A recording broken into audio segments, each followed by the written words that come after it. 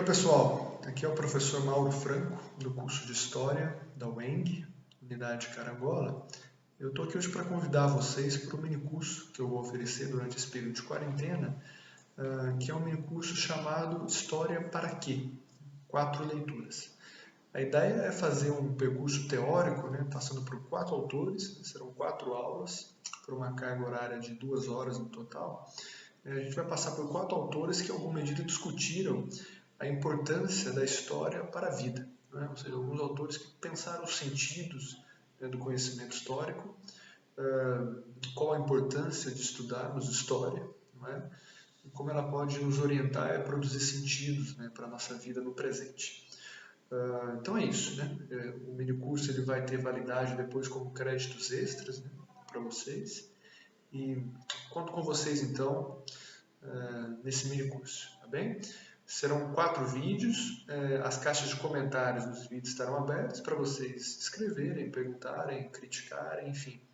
E eu vou estar lá disponível para responder vocês.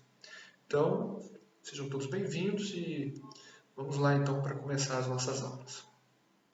Bem, nessa primeira aula, o autor que eu escolhi para a gente analisar é o Karl Marx, filósofo alemão, de meados do século XIX.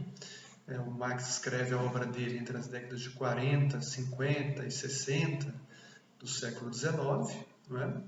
E, enfim, é um autor que é incontornável para a gente pensar uma reflexão sobre a história. A história esteve presente como elemento central na reflexão do Marx. Toda a teoria filosófica, enfim, sociológica, a gente pode dizer, do Marx, a história é o elemento central. A gente pode até mesmo dizer que o Marx tem uma filosofia da história.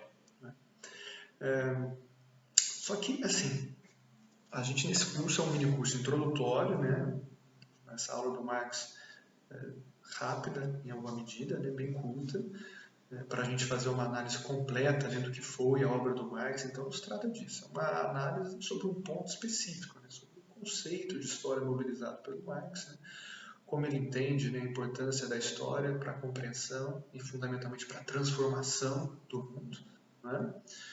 Quais os sentidos do conhecimento histórico.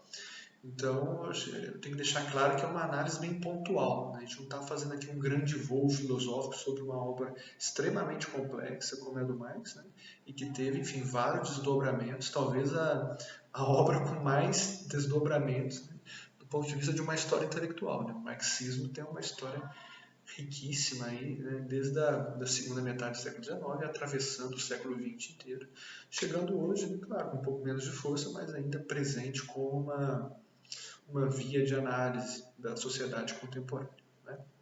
Então vamos nos ater a um ponto específico da obra do Marx, o conceito de história, e em algumas obras específicas também. De início, o que eu acho importante a gente reforçar para compreender o conceito de história em Marx é que Marx é essencialmente um autor moderno. O que eu estou dizendo quando eu chamo Marx de um autor moderno? Eu quero dizer que o Marx é extremamente devedor de um conceito moderno de história. Mas o que vem a ser o conceito moderno de história? Isso é fundamental para qualquer reflexão nossa sobre história.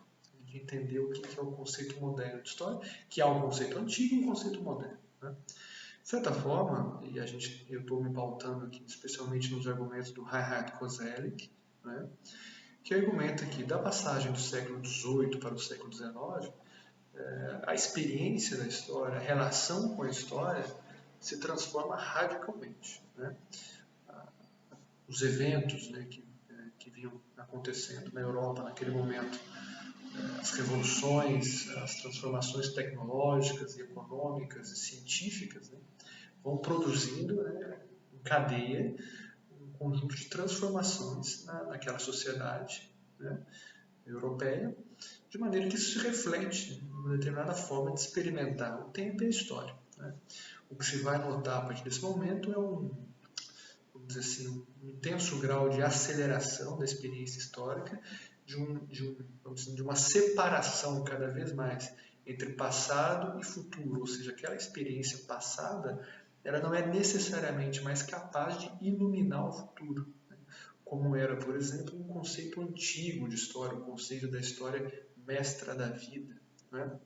Que é aquela de que o passado é fundamentalmente um espelho do que vai acontecer no futuro, ou que a gente pode retirar dali um conjunto de ensinamentos quase que, vamos dizer assim, consequentes, né, que vão voltar a acontecer no futuro. Não necessariamente voltar a acontecer um evento no futuro, mas se aqueles eventos passados podem nos guiar de maneira a orientar nossa ação no futuro, né? O conceito moderno de história, de certa maneira, rompe com isso. A experiência passada não é mais capaz, né, de refletir fundamentalmente o que vai acontecer no futuro. E isso, especialmente a partir de uma certa aceleração do movimento da história, né? Aceleração das transformações históricas que vão, enfim, trazendo o novo, né? Trazendo o acontecimento numa velocidade cada vez mais, enfim, decisiva. Então, acho que a primeira compreensão é essa: Marx, devedor de um conceito moderno de história, né? Que a gente, enfim, pode chamar assim de um conceito de história que traz a ideia do processo, passado, presente, futuro, um superando, atravessando o outro, né? Um conceito linear de história, ainda que o Marx vai privilegiar um certo conceito dialético da história, ele é devedor também de uma certa linearidade, né? E de uma história, vamos dizer assim, evolutiva, né? Que atravessa etapas, né? A gente vai ver muito isso na nossa aula aqui hoje, como Marx cria um conceito de história em etapas, né? A história necessariamente tem que passar por determinadas fases, né? São um processo. Então, esse é um conceito que não existiu desde sempre, né? Esse é um conceito que passa a existir nessa virada do século XVIII para o século XIX. A primeira compreensão fundamental nossa para entender o conceito de história do Marx é essa. A gente pode dizer, é claro, que essa compreensão da história, em alguma medida, é teleológica. Né? O que seria teleológica? Ou seja, relativo a um determinado telos. Telos representa a ideia de finalidade, né? Ou seja, a história para o Marx, então, teria uma finalidade, teria que cumprir um determinado fim. A história não seria algo sem sentido, né? Desprovida de sentido, desprovida de finalidade. A história teria um determinado movimento a se iniciar, né? E se cumprir. Seria, por exemplo, a chegada até o comunismo. Então, o telos, né, a teleologia, é um elemento fundamental do conceito de história para o Marx. Isso não quer dizer que o Marx retira da história, vamos dizer assim, a possibilidade da ação humana, né, do agente humano. Isso é fundamental para o Marx. Ele reforça o momento que o homem tem uma força decisiva sobre a história. Só que é nessa tensão entre cumprir uma determinada teleologia, finalidade, e a ação humana que a história vai acontecer propriamente com Marx, né? Uma outra definição importante é que para o Marx a história é, de certa forma, uma longa marcha da humanidade. E com essa ideia de marcha da humanidade, o Marx quer dizer, de alguma maneira, que a história tem uma certa unidade, né? Desde o seu início, ou pelo menos desde a criação de sociedades um pouco mais complexas, né, do que aquelas originárias, a sociedade vai desenvolver o que o Marx chama a luta de classe. Né? Então, a história humana seria a história do longo processo das várias formas pelas quais a luta de classes assumiu, né? Ou seja, as classes do século XIX do Marx não eram as mesmas lá da Roma antiga, mas em alguma medida já refletia uma certa divisão de classes, mesmo a divisão do trabalho também, que, de alguma forma, é uma continuidade até o presente, né? Com diferenças e semelhanças, mas a história seria, ao longo de milhares de anos, né, a história da luta de classes. Né? E desde dos primórdios da história humana, a história tem duas características muito permanentes, né? Por isso esse reforço que o Marx dá na continuidade, que é, ponto 1, a história, vamos dizer, do trabalho, da atuação do homem sobre a natureza, né? Homem e natureza. A história reflete isso durante esses milhares de anos, homem e natureza, a ação do homem sobre a natureza. E, ponto 2, a ação do homem sobre o próprio homem, né? Através das formas de trabalho, de exploração do trabalho e de criação de forças produtivas e tudo mais. Então, são esses elementos, né, os elementos permanentes na grande interpretação da história para o Marx. Né? o homem sobre a natureza, o homem sobre o próprio homem, e disso se constitui provavelmente a luta de classes, né? Que seria o grande fio, o grande, vamos dizer assim, motor da história para o Marx. O grande mérito, na minha avaliação dessa compreensão da história do Marx, é um movimento que ele vai compor de desnaturalização da história. Isso, se hoje pode parecer algo fácil da gente compreender, enfim, algo óbvio, né, que a história não é natural, mas a história acontece a partir da ação humana, acontece a partir das relações concretas e materiais da existência, né, da economia, da sociedade e tudo mais. Até o século XIX, essa não era uma compreensão extremamente, vamos dizer assim, estabilizada. Né? E o Marx faz questão de ressaltar isso, de entender que a história é a história das relações materiais da existência. Né? Tudo é histórico, tudo depende da ação humana. Nada acontece porque uma ação divina está determinando aquilo, nada acontece porque a biologia ou a natureza determina aquilo de maneira determinista, né, propriamente, de maneira que não vai mudar nunca, é uma relação essencial. Né? Tudo depende do homem, da ação humana, da ação, vamos dizer assim, material, né, das disputas de poder, das disputas econômicas, né, dos embates sociais. Então, esse é um grande mérito do conceito de história do Marx, né? Trazer a história para a Terra, né? Do céu para a Terra, de certa forma. E isso é o principal ponto do que ele vai tratar, por exemplo, uma das principais obras dele, Marx, né? Que é a ideologia alemã. Né? Marx era muito crítico à filosofia alemã daquele momento. Ele compreendia que a filosofia alemã do século XIX fazia um movimento que era o movimento do céu para a terra, ou seja, ela tinha um conjunto de ideias, né, que o Marx chama de idealismo, né, de certa forma, que é aquelas ideias que nascem, né, para o Marx lá no horizonte das meditações filosóficas dessa filosofia alemã e que de lá ela baixa para compreender o mundo real, as relações terrenas, as relações materiais. Esse movimento era equivocado para Marx, né?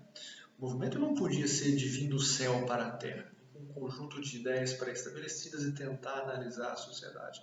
Para o Marx era justamente o contrário. Né?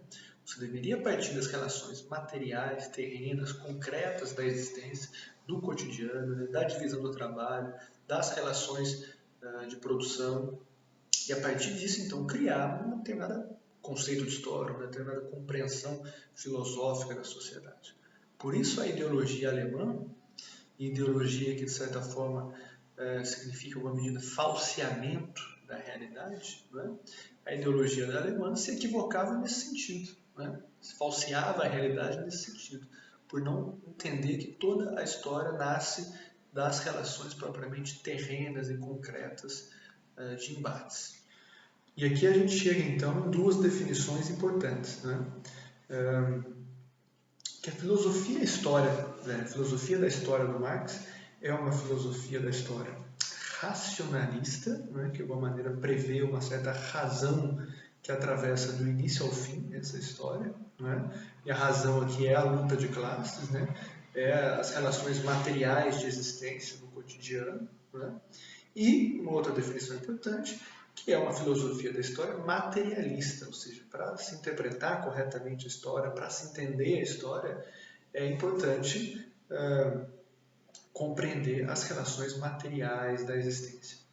Eu selecionei dois trechos para a gente ler, dois trechos que estão presentes na obra, na ideologia alemã, que revelam isso. Mas antes disso, vamos dar aqui algumas definições importantes de conceitos, né, para não passar batido, que são conceitos decisivos para o pensamento de Marx.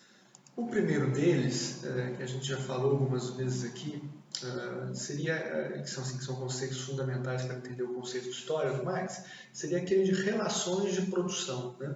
Vamos dar uma definição de relações de produção. Então, seriam então as formas como seres humanos desenvolvem as suas relações de trabalho e distribuição no processo de produção e reprodução da vida material. Né? Um segundo conceito importante seria aquele de forças produtivas, né? Que corresponde a combinação da força de trabalho humana com os meios de produção, né? Isto é, instrumentos e objetos de trabalho, tais como a tecnologia, incluindo a infraestrutura, ferramentas, máquinas, técnicas, materiais, conhecimento técnico, também a terra e os demais recursos naturais. Então, é nessa tensão entre relações de produção, né, a maneira como os seres humanos ali entre eles, o homem sobre o próprio homem, está organizando propriamente o processo produtivo e as forças produtivas, né, ou seja, o resultado, né, desse trabalho do homem propriamente, a forma como ele maneja os objetos do trabalho, seus utensílios, a forma como ele maneja a terra, a natureza. É nessa tensão propriamente que acontece a história. E aí vamos aos dois trechos, então, que eu separei da ideologia alemã, que são trechos assim que deixam evidentes onde acontece a história, como acontece a história para o Marx, né? De que forma que a história debaixo dos nossos olhos está acontecendo. Tem aquela passagem bem famosa do 18 Brumário, que o Marx diz que os homens fazem a história sem necessariamente terem, enfim, consciência de que estão a fazendo. Né? Então, onde propriamente acontece a história? Como acontece a história para o Marx? Né? É o alvo desses dois trechos que eu quero ler para vocês. Abre aspas, então, para o Marx. Portanto, evidente ser esta sociedade civil o verdadeiro lar, o verdadeiro cenário de toda a história, e ser absurda a antiga concepção de história que, omitindo as relações reais, se limitava aos grandes acontecimentos históricos e às ações políticas retumbantes. A gente está vendo aqui, fecha aspas, né? A gente está vendo aqui o Marx que se opõe fortemente àquela compreensão mais superficial da história, né? Como um suceder de acontecimentos políticos, enfim, de grandes eventos. O Marx quer aquela história, vamos dizer assim, do núcleo duro, né, da sociedade, né? Onde as relações de trabalho se dão, as relações de exploração se dão, né? Onde as forças produtivas criadas pelo homem ali são capazes de alterar os rumos propriamente da história. Não é? Vamos para a segunda citação, né? Também presente na ideologia alemã. Abre aspas para o Marx. A história não é mais do que a sucessão das diferentes gerações, cada uma delas explorando os materiais, os capitais e as forças produtivas que lhes foram transmitidas pelas gerações precedentes. Por este motivo, cada geração continua, por um lado, o modo de atividade que lhe foi transmitido, mas em circunstâncias radicalmente transformadas, e, por outro, modifica as antigas circunstâncias, dedicando-se a uma atividade radicalmente diferente.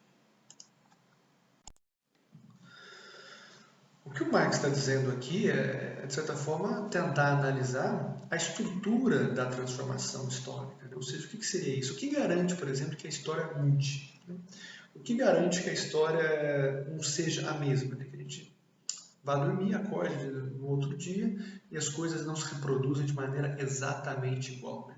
Como o novo acontece na história? Né? Como é capaz de um acontecimento transformar a história? Essa é a grande questão do Marx. Né? Entender a estrutura por trás, o motor propriamente que faz com que a história mude e traga para a gente acontecimentos sempre novos, acontecimentos que sempre estão ali prontos para mudar aquele percurso da história.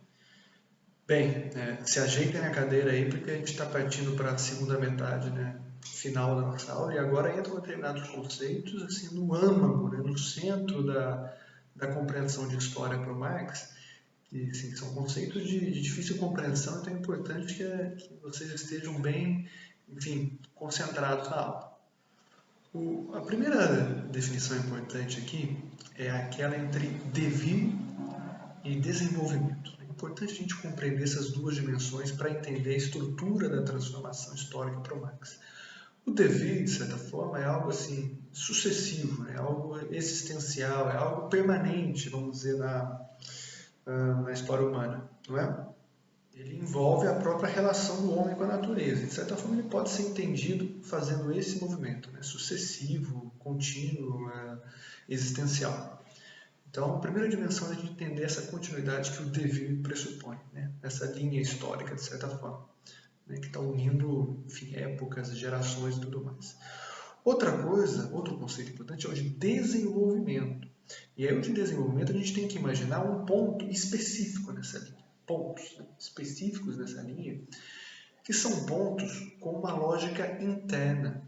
Né? São pontos que pressupõem ali um rearranjo interno. Né?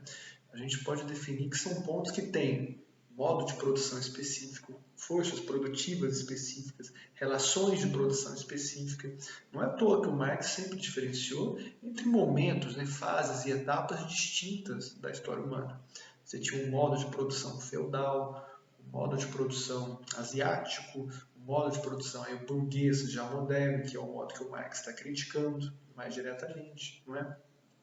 E todos esses modos de produção envolvem relações produtivas de determinada ordem, forças produtivas de determinada ordem. Então, devir e desenvolvimento é um ponto específico, um ponto particular, que pressupõe um rearranjo interno de todas essas lógicas e essas forças, né, que vão ali propriamente estar atuando, de certa forma, interiorizando, né, conservando aquele movimento, mas que, nesse próprio movimento, ele está inserido numa longa mudança histórica. Então, é o particular, o específico, aquilo que é sincrônico, né, que está inserido no diacrônico. É essa dimensão da transformação histórica para Marx. Por isso que no início eu disse que a compreensão moderna de história para Marx não é tão, vamos dizer assim, linear, né, mas sim dialética.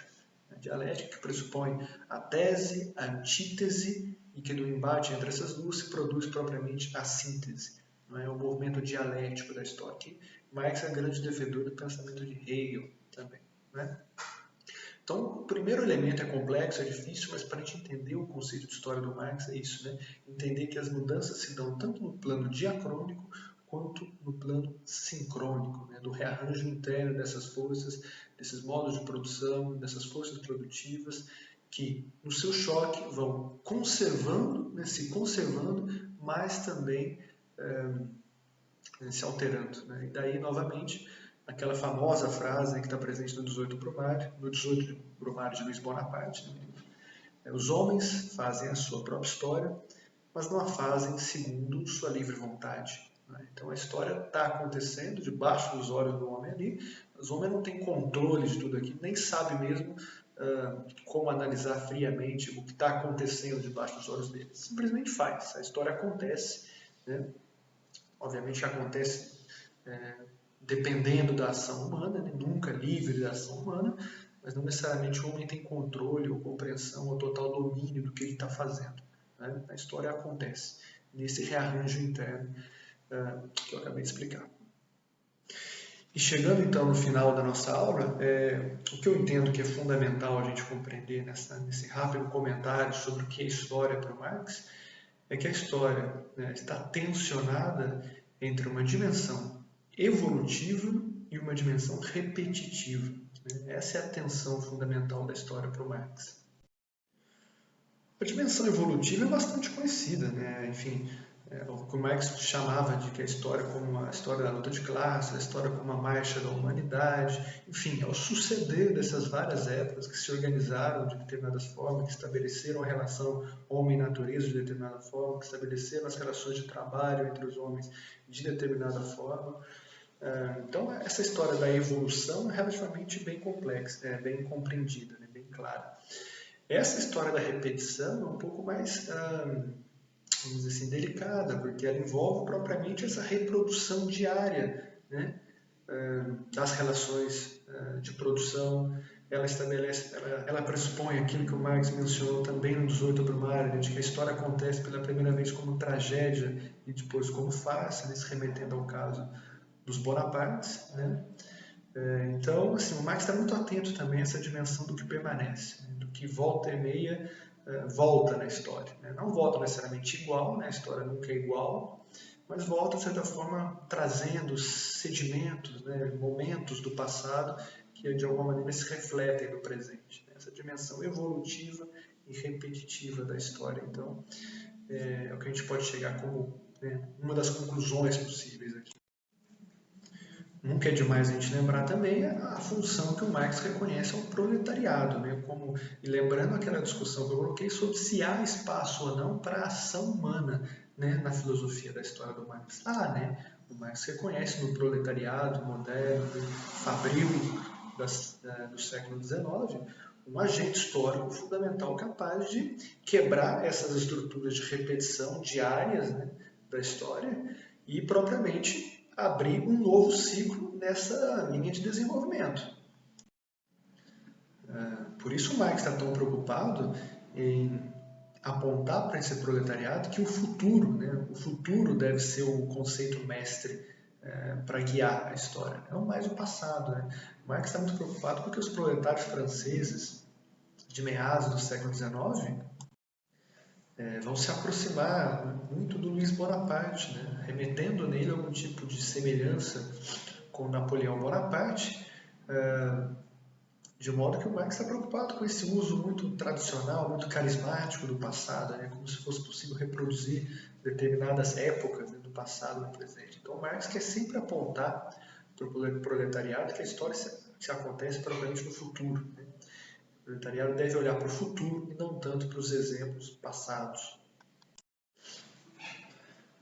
Concluindo, então, a nossa aula, né? A gente pode voltar naquela pergunta inicial, né? História para quê? Né? E a gente pode concluir então que na leitura do Marx, e tem aquela frase conhecida dele também que é: não basta interpretar o mundo, é preciso transformá-lo. Né? Então história para o Marx para isso, para se transformar o mundo. A gente pode pensar, poxa, mas será que a história é tão importante, sendo que o Marx está dizendo para não interpretar tanto e sim transformar o mundo? Bem, mas está pressuposto ali que antes da transformação tem a interpretação. E para se interpretar bem o mundo, para se compreender as transformações históricas que vêm aí por milênios, é preciso história.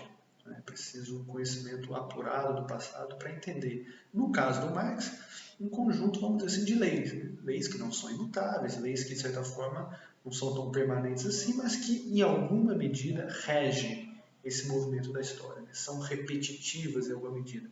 Lembrando sempre, repetitivas, à mesma medida que evolutivas também. Eu acho que o importante aqui é a gente sair com essa compreensão da tensão permanente entre a compreensão de história do Marx, né? Entre evolução e repetição. E eu acho que é isso então. Pessoal, até a próxima aula. Dúvidas, comentários, sugestões, podem comentar aqui embaixo no vídeo, tá bem? Estou à disposição de vocês.